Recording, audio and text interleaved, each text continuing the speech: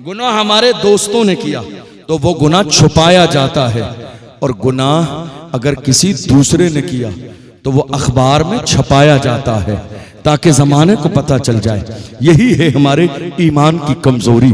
और हम गुनाह करने के बाद इंसान का मिजाज ये है, आप जानते हैं मेरे आका ने एक बार जिंदगी में जबान बाहर निकाली और जबान को पकड़ा, और जबान पकड़ के मेरे नबी ने फरमाया ये तन्हा जबान इतनी खतरनाक है कि इसके गलत इस्तेमाल की वजह से लाखों लोग जहन्नम का ईंधन बन जाएंगे। ये जबान है।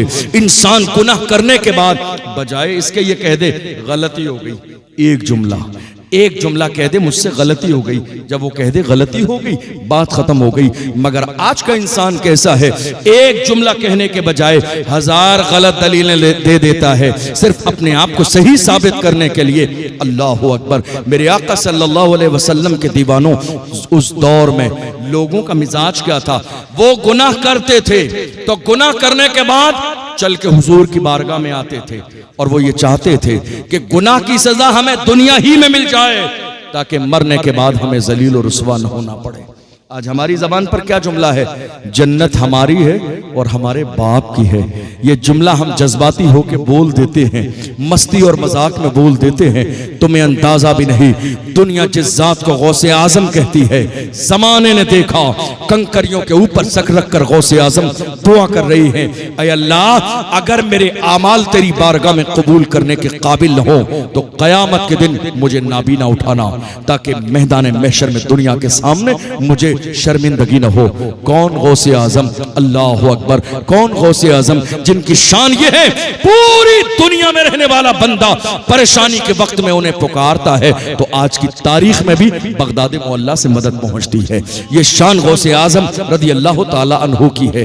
मगर आजिज़ी देख लीजिए, मगर तवाज़ो देख लीजिए अल्लाह की बारगाह के अंदर। अल्लाह अकबर। हम छुपाने में लगे हैं, अपने गुनाह पर शर्मिंदा नहीं है। एक औरत आई हुजूर की बारगाह में, तवज्जो है आपकी, एक औरत आई हुजूर की बारगाह में, कहा या रसूल अल्लाह तहिरनी, या रसूल अल्लाह, या रसूल अल्लाह मुझे पाक कर दें। क्या कहा, सब बोलिए, या रसूल अल्लाह मुझे पाक कर दें।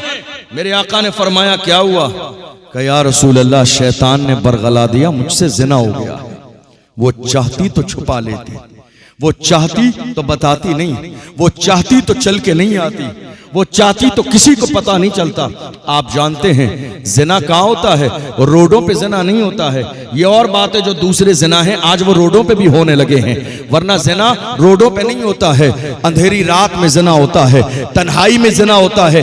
यानी जिना करने वाले अगर आम तौर पर न बताएं तो किसी को पता नहीं चलेगा जब तक वो जिंदा रहेंगे कि इसने जिना किया है या जिना नहीं किया है। मगर एक होता है जमीर का जिंदा होना। इंसान से गुनाह हो जाए तो वो कब्र में जाने से पहले ये सोचता है कि कब्र में मुस्तफा का दीदार होगा, कहीं ऐसा ना हो मेरे इस गुनाह की वजह से मुस्तफा मुझसे चेहरा फेर ले। इसलिए मरने से पहले जहां जमीर जिंदा होता है इंसान तौबा की कोशिश करता है। आई हुजूर की बारगाह में, कहा तहिरनी या रसूल अल्लाह, या रसूल अल्लाह मुझे पाक साफ फरमा दे। हुजूर ने फरमाया क्या हुआ, कहा या रसूल अल्लाह जिना हो गया है। देखो रहमतुल लिल आलमीन पैगंबर की शान क्या है। मेरे आका ने ये नहीं फरमाया अभी इसे संसार किया जाएगा, अभी इसे कोड़े लगाए जाएंगे, बल्कि अल्लाह के महबूब ने इरशाद फरमाया तेरे पेट में जो बच्चा है उसका कोई जुर्म नहीं है, इसलिए जा चली जा, जब तक बच्चा पैदा न हो जाए तब तक तुझे सजा न दी जाएगी। जब बच्चा पैदा हो जाए उसके बाद आना। पैदा हुआ, वो औरत वापस आई, एक रिवायत में है फिर मेरे नबी ने लौटाया, कहा अभी दूध पीने का जमाना है, बच्चा दूध कहां से पिएगा। चूंकि महबूब रहमतुल आलमीन भी है, उन्हें औरत की परवाह भी है तो पैदा होने वाले बच्चे की परवाह भी है। अल्लाह अकबर फरमाया 2 साल दूध पीने का जमाना मुकम्मल कर ले तब आना। गौर तो करो क्या एहसास था उस दौर का, क्या ज़मीर थे लोगों के। गुनाह हो भी जाता था तो एहसास गुनाह मौजूद होता था, वो जानते थे ये दुनिया फानी है। अल्लाह का कुरान कहता है कुल्लु मन अलैहा फान व यबका वजहु रब्बिका ज़ुल जलाल वल इकराम, सारी चीजें फना होने वाली है, बाकी रहने वाली सिर्फ अल्लाह की जात है। ये दौर था। एक जमाना आया मेरे रसूल की बारगाह में, मैं हदीस सुना रहा हूं आपको, ये किस्से नहीं है, कहानियां नहीं है, बुखारी की हदीस है। मेरे नबी की बारगाह में एक जवान आया। अंदाजे तबलीग क्या होता है, किसी को समझाने का तरीका क्या होता है। आज हमारा रवैया ऐसा है, सगा बेटा हमसे राजी नहीं है, सगी बेटी हमारे रवैये से राजी नहीं है, बहन हमारे रवैये से राजी नहीं है। हम किसी की क्या इस्लाह करेंगे। लेकिन आज भी अगर हम इस्लाह करने का सही माना में मिजाज रखते हैं तो हम जहां भी खड़े हो जाएंगे वहां भी लोगों की इस्लाह कर लेंगे, सिर्फ इस बुनियाद पर कि हमारे दिल में इस्लाह का जज्बा हो, लेकिन पर्दे के साथ, किसी मोमिन को जलील और रुस्वा करके नहीं। जवान आया और जानते हो आने के बाद अंजुमन लगी है, सहाबा मौजूद है, कहा या रसूल अल्लाह इज़्न ली बिज़्ज़िना, या रसूल अल्लाह मुझे जिना की इजाजत दें। जवान है, कलमा नहीं पढ़ा है, हुजूर की बारगाह में आके कहता जिना की इजाजत दें। अल्लाह अकबर, गौर करो, जहां सहाबा बैठे हो वहां जवान इजाजत किसकी मांग रहा है? दीन के काम की नहीं, गुनाह करने की इजाजत। किससे? रसूलुल्लाह से। सहाबा नाराज हो गए, कुछ लोग आगे बढ़े, नाराजगी का माहौल हुआ, लेकिन करम करने वाले पैगंबर ने दूर बैठा था तो मोहब्बत और ज्यादा आम की और करीब बुला लिया। आज हालत यह है, मस्जिद का इमाम अगर शराबी के पास जाके बैठ जाए तो उसके इमामत से निकलने की वजह यही है, शराबी के पास क्यों बैठे थे, तहज्जुद गुजार के पास क्यों नहीं? अरे वो तो पहले से तहज्जुद गुजार है, जरूरत तो शराबी को है, जरूरत तो जानी को है, जरूरत तो बदकार को है, जरूरत तो उसको है जो दीन से दूर है। उलमा चापलूसी के लिए नहीं जाते हैं, उसके सीने में मुस्तफा के इश्क का चिराग जलाने जाते हैं।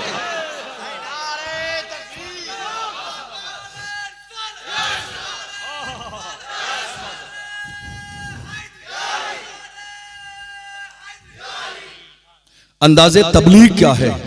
तबलीग क्या है? जो जितना ज्यादा गुनाह करने वाला है उसको धुतकार दोगे बागी हो जाएगा, भगा दोगे बागी हो जाएगा, बेइज्जत करोगे बागी हो जाएगा। किसी ने कहा था ना, मोहब्बत फातिह आलम, मोहब्बत फातिह आलम। कभी इस जुमले पर गौर किया? मोहब्बत फातिह आलम क्या मसला है और क्या मतलब है मोहब्बत फातिह आलम का?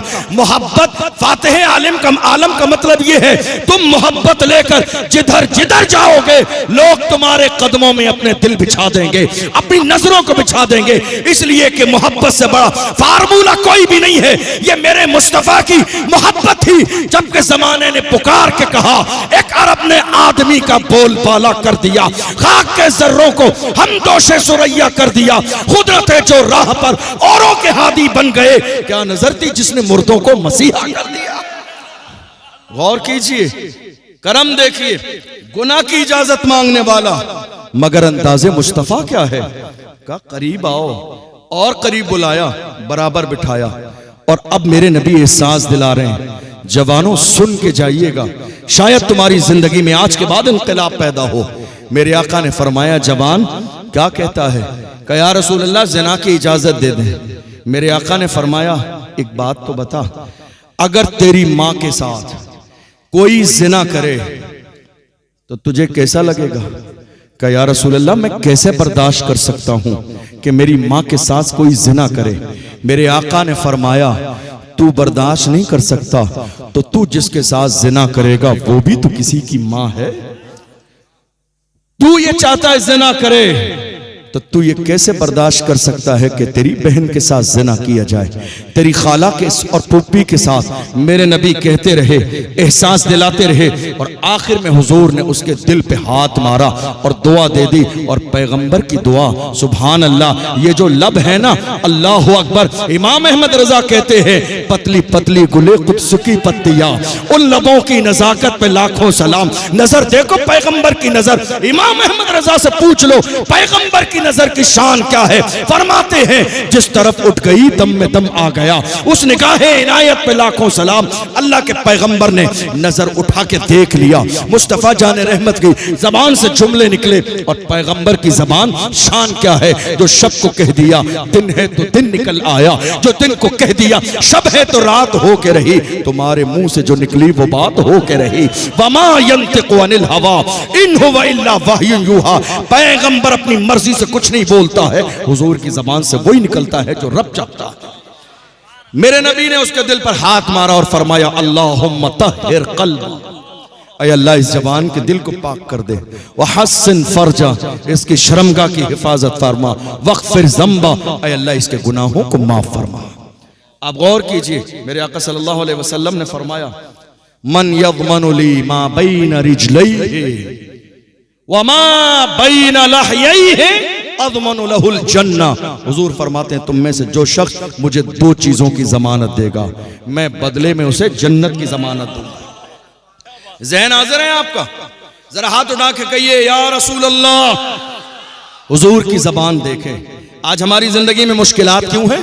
हमें हमारे रसूल की जबान पर यकीन नहीं है, हुजूर की जबान पर हमारा यकीन कमजोर हो गया, इसलिए जिंदगी में परेशानी है। सहाबा की जिंदगी कैसी थी मालूम है? आपने कई बार ये बात सुनी, लज्जत के लिए और बरकत के लिए दोबारा कह दूं, अल्लाह के रसूल ने जब हिजरत फरमाई थी, हमारा हाल क्या है? कोई आपसे कह दे जरा सी मोहल्ले में लड़ाई हो जाए कि तुम्हारा भी नाम है, रात को पुलिस आएगी, कंफर्म नहीं है, यकीन नहीं है, फिर भी आप अपना मोहल्ला नहीं शहर छोड़ के चले जाते हैं कि कहीं रात में पुलिस ना आ जाए। मगर हुजूर के गुलामों का ईमान कैसा था जानते हैं? दुश्मन तलवार लिए खड़े हैं, हुजूर पर हमला करना चाहते हैं। ऐसे आलम में मेरे नबी ने फरमाया अली मेरे बिस्तर पे सो जाओ, यकीन देखो, मोहब्बत देखो, मेरे बिस्तर पे सो जाओ। एक लम्हे के लिए अली के दिल में ख्याल आया होगा कि शायद हुजूर की मोहब्बत में आज जान देने का वक्त आ गया है। मगर सीनों के राज को जानने वाला पैगंबर, जिसके लिए इमाम अहमद रजा ने कहा और कोई गैब क्या तुमसे छुपा हो भला, जब ना खुदा ही छुपा तुम पे करोड़ों दुरूद। उस पैगंबर ने अगले जुमले कहा, अली का चेहरा देख कर कहा अली सुबह उठना। क्या कहा?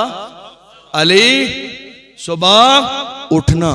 यकीन हो गया अब मौत कभी भी आ सकती है, आज की रात नहीं आए। यकीन देखो हुजूर के जुमले पर। लेकिन दिल में ख्याल ये भी आया होगा कि हुजूर तो चले जाएंगे, दुश्मन घर में दाखिल होंगे, मुझे देखेंगे, कहीं ऐसा ना हो हमला ना कर दें। अगले लम्हे मेरे नबी ने सामान दे के कहा ये मक्के वालों की अमानतें हैं, तुम दे के मदीने आ जाना। अली को यकीन हो गया अब मौत मुझे मक्के में नहीं आएगी, अब मुझे मौत यहां नहीं आएगी। क्यों? हुजूर ने कहा है। लोगों ने एक जमाने में कहा था अली हमेशा याद खुदा में रोते रहते हो। कोई जिंदगी की रात ऐसी भी है जब बेफिक्र सोए हो। जिंदगी की सबसे अच्छी नींद जिस रात में आई हो, मौलाए कायनात ने फरमाया उस रात नींद सबसे अच्छी आई थी जिस रात मेरे नबी ने हिजरत फरमाई थी। दुश्मन तलवार लिए खड़े थे, अली उस वक्त में तो नींद आनी नहीं चाहिए थी। कहा हर रात अली बिस्तर पे सोता कलमा पढ़ के कि शायद जिंदगी की आखिरी रात है। उस रात यकीन था, मेरे नबी ने कहा था सुबह उठना, यकीन था मौत कभी भी आ सकती है मगर आज की रात नहीं आएगी। हमें हमारे रसूल की जबान पर यकीन नहीं। मेरे नबी ने क्या फरमाया? कौन है तुम में से जो शख्स भी मुझे दो चीजों की जमानत दे, दो चीजों की जमानत दे, हुजूर फरमाते हैं मैं उसे जन्नत की जमानत देता हूं। हुजूर ने फरमाया जो मुझे जबान की हिफाजत दे, कि जबान का गलत इस्तेमाल नहीं करेगा, इसकी जमानत दे, और अपनी शर्मगाह की जमानत दे कि वो शर्मगाह का कभी गलत इस्तेमाल यानी जिना नहीं करेगा। हुजूर फरमाते हैं जिंदगी में जो मुझे दो चीजों की जमानत दे, मैं बदले में उसे जन्नत की जमानत देता हूं।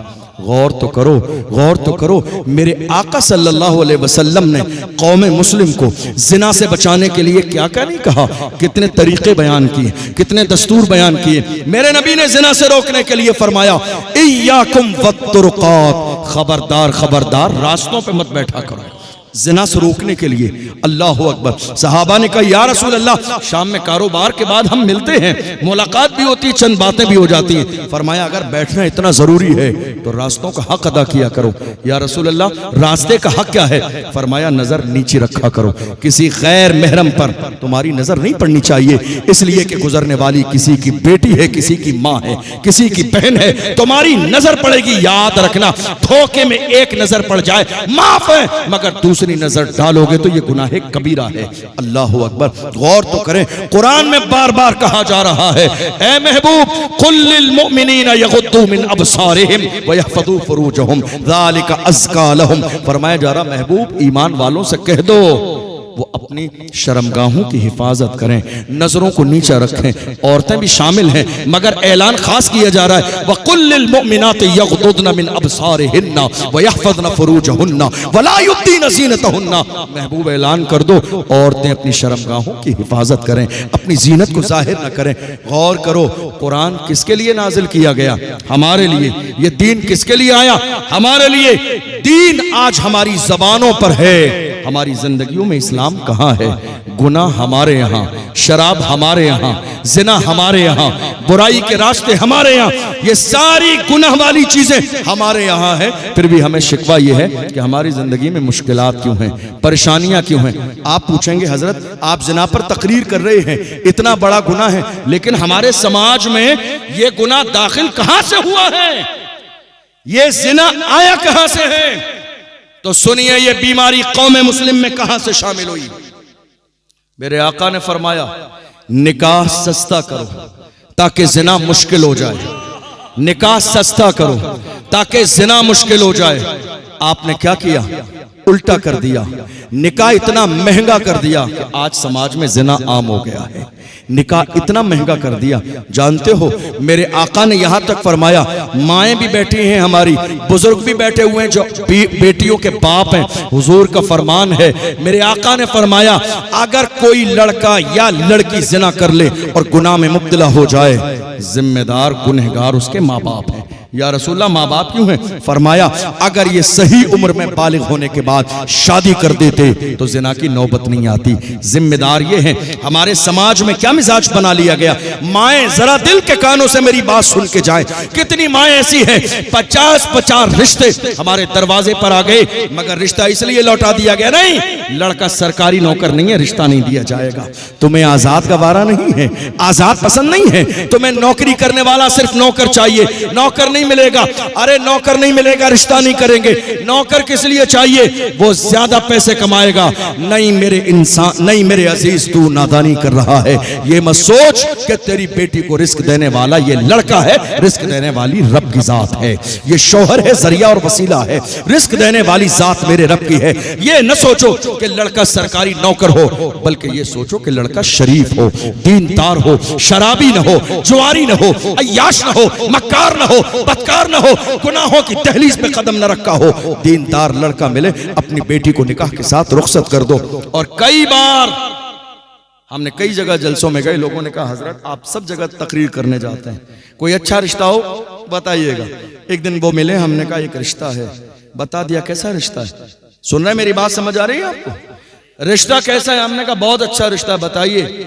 हमने कहा रिश्ता इतना अच्छा है, लड़की 5 वक्त की नमाजी है, फजर के बाद रोजाना कुरान का 1 पारा पढ़ती है, बाप हाजी साहब हैं, भाई पल्लेदारी मजदूरी करता है, रिश्ते हलाल कमा के लाता है, बहुत करोड़पति तो नहीं है लेकिन दीनदार घराना है, हलाल खाते हैं, शराब जुए सकते, तमाम गुनहगारों से, गलत कामों से दूर हैं। सब कुछ बता दिया। कहते हैं हजरत कोई अच्छा रिश्ता बताइए। क्या अच्छा रिश्ता बताइए? हमने कहा खुल के कहिए, इस अच्छे को लफ्ज़ मालदारी से तब्दील कर दीजिए कि मालदार रिश्ता बताइए, इससे अच्छा रिश्ता क्या मिलेगा? आज के जमाने में लड़की 5 वक्त की नमाजी है, इससे अच्छा रिश्ता क्या मिलेगा? लड़की कुरान फजर के बाद पढ़ रही है, इससे अच्छा रिश्ता क्या मिलेगा? बाप हाजी है, 5 वक्त का नमाजी है, बेटा रिज़्क़ हलाल कमाता है, इससे अच्छा रिश्ता क्या मिलेगा? मैं तो हैरान हूं उन बूढ़े माँ बाप की अक्लों पर जो शादी से पहले रट लगाए बैठे हैं, बेटे को 4 व्हीलर चाहिए। अरे नादान और गाफिल माँ बाप, सुनो तो सही, ये 4 व्हीलर तुम्हें इस्तेमाल करने को नहीं मिलेगी। तुम क्यों मांग कर बुरे बन रहे हो? तुम क्यों मांग कर जुल्म कर रहे हो? तुम क्यों मांग कर अपने बेटी की जिंदगी तबाह और बर्बादी के तहाने पर ले जा रहे हो? नहीं मेरे अजीजों, किसी के देने से जिंदगी नहीं गुजरती है, सही माना में देने वाली जात मेरे रब की है। रिश्ता इस बुनियाद पर मत करो। मेरे आका फरमाते, जो मर्द किसी लड़की से रिश्ता मालदारी की वजह से करेगा, अल्लाह उस मर्द को और ज्यादा मोहताज कर देगा। हदीस में लिखा है, मैंने अपनी तरफ से नहीं कहा, जो लड़का लालच में मालदारी की शादी करेगा, आज हुआ क्या, हमारी बच्चियां जवान हो गई मगर हमने जहेज का सामान इकट्ठा करने के बहाने बेटी को रुखसत नहीं किया। और अगर हमारे बेटे जवान हो गए, हमने दौलत के नाम पर के नहीं साहब इंतजाम नहीं हुआ है तो हम उसके बाद शादी करेंगे। नहीं मेरे अजीजों, इस्लाम ने ये मिजाज दिया, तुम अपने बेटे को बालिग हो जाने के बाद में जिम्मेदारी उस पर डाल दो। ये मत सोचो किसी गरीब की बेटी आएगी, इंतजाम कहां से होगा। जिस तरह रिस्क अल्लाह तुम्हें देता है, आने वाली बेटी का रिस्क भी अल्लाह के इख्तियार में है, देने वाली मेरे रब की जात है। लेकिन कोशिश करो तुम शादी जल्दी करोगे। मेरे रसूल ने फरमाया बेहतरीन निकाह वो है जिसमें दौलत कम खर्च की जाए, बेहतरीन शादी वो है जिसमें पैसे कम खर्च किए जाएं। नुकसान क्या है ज्यादा का मालूम है आपको? मिसाल के तौर पर एक शख्स की हैसियत शादी में अपनी बेटी के 1 लाख रुपए खर्च करने की, कितनी सब बोलिए, 1 लाख रुपए खर्च करने की हैसियत एक इंसान की, खर्च कितने किए उसने? 10 लाख। ये 9 लाख कहां से आए? भाई ने दिए, चाचा ने दिए, मामू ने दिए। आज दौर ऐसा आ गया लोग मर जाते हैं इलाज कराने के लिए, कोई 10,000 रुपए नहीं देता है। 10 लाख कौन दे देगा मोहब्बत में? हमें बात समझ में आ गई। ये 10 लाख किसी ने दोस्ती में नहीं दिए हैं, ये 9 लाख रुपए आप बाजार से सूद पर लेकर आए हैं झूठी शान दिखाने के लिए, ताकि लोग आपकी तारीफ करें। आपने कभी गौर किया नुकसान क्या है इस झूठे दिखावे का? जितनी हैसियत है उतना जाहिर कीजिए। दिखावा हमेशा तकलीफ देता है, दिखावा हमेशा रुलाता है। आप चादर से ज्यादा पैर न फैलाइए। मेरे आका ने इस चीज को पसंद नहीं फरमाया। 9 लाख रुपए आप सूद पर लेकर आए और आपने 10 रंग का खाना बना दिया सूद के पैसों से। हराम है हराम, सूद लेना भी हराम है, सूद देना भी हराम है, सूद के पैसों से बनाया हुआ खाना भी हराम है। क्या कर रहे हैं? खाना तुमने लगा दिया। एक नमाजी परहेजगार पूरी जिंदगी भूखा और प्यासा रहा मगर एक लुकमा भी माले हराम न खाया, लेकिन तुम्हारे वलीमे में आके उसने हराम का लुकमा खा लिया। मस्जिद का इमाम भी तुम्हारी दावत में है, मुफ्ती साहब भी तुम्हारी दावत में है, पीर साहब भी तुम्हारी दावत में है। अल्लाह अकबर, गौर तो करो ये नुकसान कितना बड़ा हो रहा है, ये बात कितनी बुरी हो रही है। नहीं मेरे अजीजों, मेरे आका ने इस चीज को पसंद नहीं फरमाया है। खबरदार खबरदार, अल्लाह दिखावे को पसंद नहीं करता है। इसलिए हैसियत 1 लाख की है तो शादी 1 लाख की करो। आज आपको मालूम है, गौर कीजिएगा, मेरे रसूल ने खातून जन्नत की शादी में मेरे आका चाहते, मेरा ईमान है जन्नत के खजाने दे देते, जन्नत की कुंजियां दे देते, मगर पैगंबर ने ऐसा नहीं किया। जो कि उम्मत के गरीबों का ख्याल आ गया ताकि लोग दलील न बना लें। हम वो काम क्यों कर रहे हैं जो इस्लाम से हमें दूर करता है, जो कुरान से हमें दूर करता है, जो शरीयत से हमें दूर करता है। नहीं मेरे अजीजों, आज क्या हो रहा है मालूम है आपको? हमारी शादी में जब हमारी बेटियां रुखसत होने लगती हैं तब क्या होता है? 4 भाई हैं तो वो चारों भाई कुरान लेकर अपने हाथों में, बहन निकल रही है उसके सर के ऊपर कुरान पकड़ के जा रहे हैं। शायद आप क्या होता है नहीं होता है मुझे नहीं मालूम, कुरान पकड़ के रस्म के तौर पर उनसे पूछा गया तुम्हारी बहन की शादी के बाद, निकाह के बाद रुखसती हो रही है, ये कुरान पकड़ के कहाँ जा रहे हो? कह रहे हम ये चाहते हैं हमारी बहन की रुखसती कुरान के साए में हो, कुरान के साए में हो। अफसोस तुम्हारा वलीमा कुरान के साए में न हुआ, तुम्हारी शादी कुरान के साए में न हुई, तुम्हारी सगाई कुरान के साए में न हुई। तुमने 6 महीने पहले शादी घर में सोफा लगा के एक लड़के और लड़की को, बहन को बिठा दिया था सगाई की अंगूठे पहनाने के लिए। किसी मुफ्ती से जाके मसला पूछा कि इस्लाम में ये हराम है, नाजायज है, गुनाह है, ज़िना का एक हिस्सा है, इसलिए कि सगाई की इस्लाम में कहीं से कहीं तक कोई गुंजाइश नहीं है।